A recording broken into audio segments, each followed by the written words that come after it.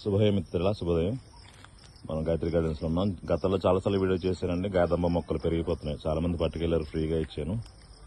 ఇంకా పట్టుకెళ్ళరు కానీ పట్టుకెళ్ళి వాడుకోమని విన్నపోండి. ఇప్పుడు మనం నోని ఫ్రూట్స్ దగ్గరికి వచ్చాము. ఈరోజు మన డాక్టర్ గారు వచ్చారు, మా షెటిల్ ఫ్రెండ్, మన ఆర్ఎంపీ డాక్టర్ గారు అండి.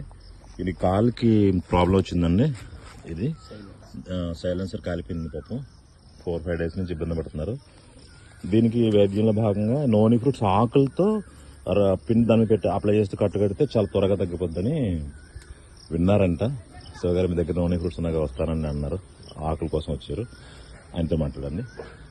ఓకే, చెప్పండి సార్. మన సురేష్ గారు, నేను మెడిసిన్స్ వాడుతున్నాను, అయినా నాకు షుగర్ లేదు, కానీ ఈ పుండు తగ్గట్లేదు, సైలెన్సర్ పుండు. నేను యూట్యూబ్లో చూశాను, నోని ఫ్రూట్ ఆకు చాలా డిసీజుల మీద వర్క్ చేస్తుందని చెప్పడం జరిగింది.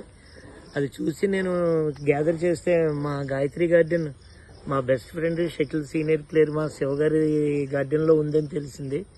అది అడుగుదామని వచ్చాను. ఆయన పెద్ద మనసు చేసుకుని నాకు ఇవ్వడం జరుగుతుంది. So anyhow, thanks to Shiva గారు. Once again thank you. Harvest చేయండి.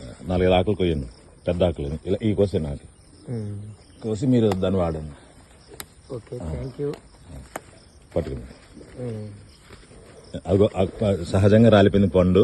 అది తీయండి.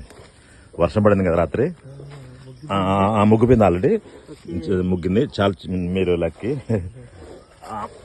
దీన్ని మనం ఇలా పట్టుకెళ్ళి జ్యూస్ చేసి తాగండి. అది మీకు ఆల్రెడీ చాలాసార్లు చెప్పిన జ్యూస్ ఎలా చేయాలంటే 1 లీటర్, ఒక కాయని 1 లీటర్లో వాటర్లో డైల్యూట్ చేసి ఫిల్టర్ చేసి మా టీ పొడి లాగా ఫిల్టర్ చేసిన తర్వాత రోజు పరిగడం తాగాలండి. బీపీ, షుగర్ అన్ని బాగా కంట్రోల్ ఉంటాయి, క్యాన్సర్ రాదు. అన్ని వాటికి మంచి యాంటీబయాటిక్ అండి ఆ జ్యూస్, వాడండి. Okay, thank you. భారత్ మాతాకి జై. Thank you. వందే మాతరం.